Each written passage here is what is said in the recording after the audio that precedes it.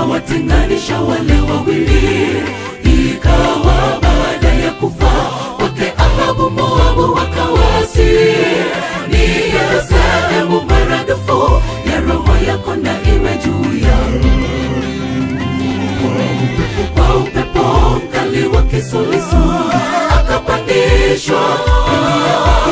akapandishwa mbinguni. Gari la moto na farasi kwa moto likawatenganisha wale wawili.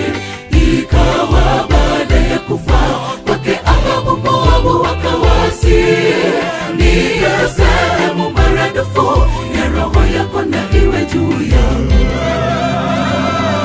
Nitakufanya kuwa chombo kikali kipya cha kupuria, chenye meno na kuisaga, nawe utaifanya milima